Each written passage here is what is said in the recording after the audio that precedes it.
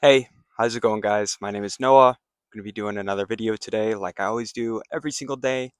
And my topic that I wanted to talk about was distractions. What I noticed is that day to day, there's a lot of distractions. And when a person has a dream or has a goal or has something that they want to be doing, um, oftentimes what I've found, and also in myself, is that what typically happens is that so you have 24 hours in a day, right? So typically, what I've noticed is in your 24 hours, well, look, you have the same 24 hours that any other person has. Bill Gates, Jeff Bezos, and Elon Musk all have the same day to day, hourly amount of time that you have on Earth to exist, and yet you haven't achieved your goals yet. Is it because they've done something to stop you, or because the people who are super successful are oppressing you, or there's like some problem in your life that you can't solve, or is it because your girlfriend left you, or is it because you ate too much fast food, or is it just because you're distracted and you're not committed, right? Maybe someone like Jeff Bezos was actually just more committed to making his dream happen, and he didn't care about your dream. He just wanted to make his dream happen. Maybe that's the actual difference. I don't know. But anyways, with distractions, and there's a lot of them, day in, day out, I've noticed there's a lot of distractions every single day, and not all of them are bad. It's not a thing of you can, not distract yourself for a bit, play games or whatever, have fun. It's all good. I wouldn't even call like that a distraction. Like going and might like hiking and stuff, definitely not a distraction. Anyways, with distractions comes complacency, and in complacency causes discomfort and chaos and disorder, and you don't feel like you're the person who you are, the true you, the true you, right? You want to be the true you, um, and in becoming the true version of yourself, you know, what I do is I look at people who I want to be like, and I go, okay, what is this person like? And I see what they're doing day in and day out, and the things that they're committed to are different than the average person. They simply are built different. They do different actions every single day that cause uh, a different response from the universe, and then they get different things out of it. And so it's like that quote where it says, like wealthy people and poor people, uh, they're both self-made, but only wealthy people can admit it, or something like that. Um, it's because you know it's because the person who didn't pursue their dreams, but they had the dreams, they planned it and they thought about it and they examined it and they thought about what it would be like to commit to that, but they don't commit to it, or they think they are, but they're not. That can be a dangerous thing. Um, and the reason for that is because it's a lack of just taking action simply. I think learning is good. I think that collecting information is very important. At the same time, I do think that if you have something you're trying to actually strive to do in life, that you have to push the needle forward in some way. It takes an action.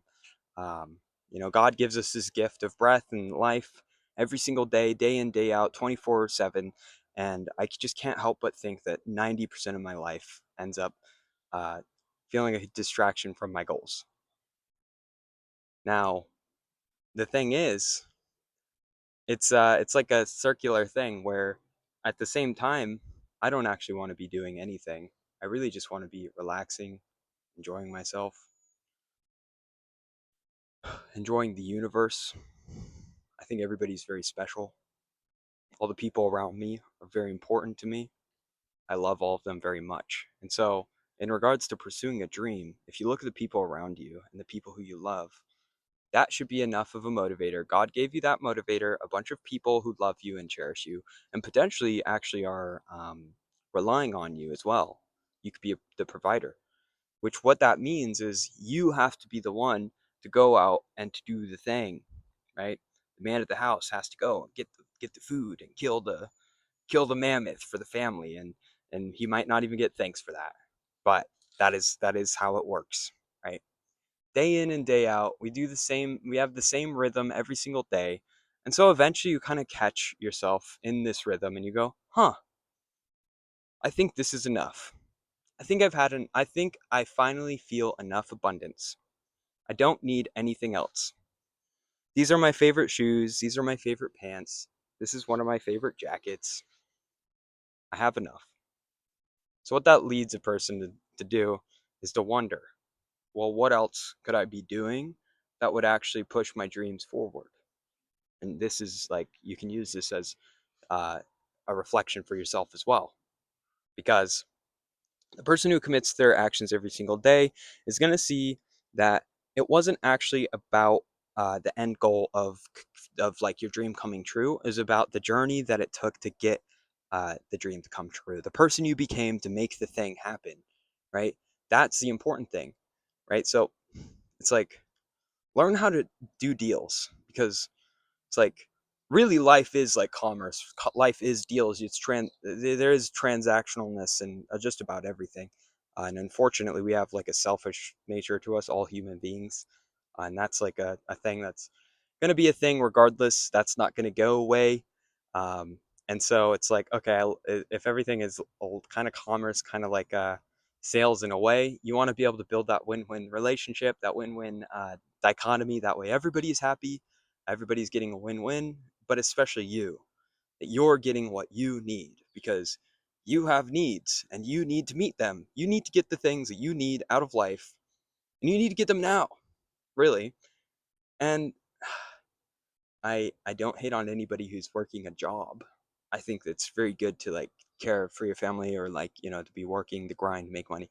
But I do think that people who are working a job should consider in their off time not watching Netflix and building like some other thing. I think maybe I think everybody has their own ingredients in life, and so people can do what they want. It doesn't really like matter that much. But I know what I want, and so I'm gonna do what I want.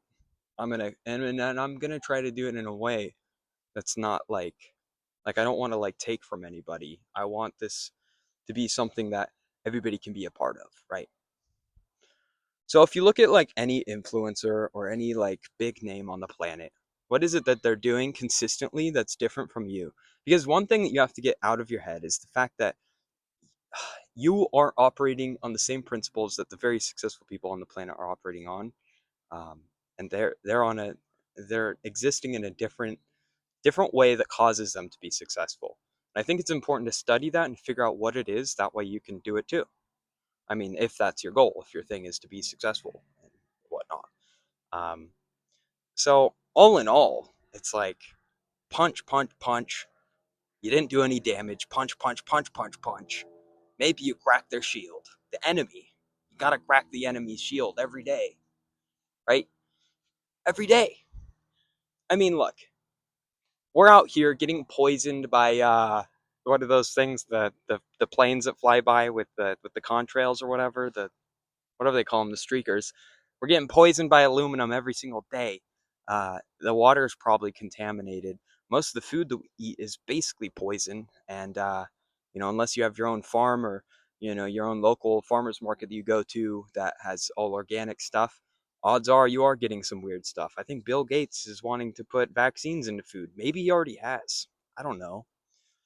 It's like the pharmaceutical companies. I saw a video of this guy. I forgot his name, but he was saying, he went through all these problems, and he went to the doctor, and they were saying he can never fix it unless he took this, and this, these pills. He said, no, fuck that. And then he went about and figured out, he like did research on his liver. He was able to fix it in different ways. He went to the doctors. He said, guys, I fixed it in a different way. They were like, no, we don't care. It's because they're paid. Like the doctor, I hope you realize this, is paid only if they prescribe like a specific bracket of like branded drugs. That's how they get paid, through commission or freelancing or whatever you want to call it. And so it's like, okay, so the pharmaceuticals are poison. Majority of fast food is poison.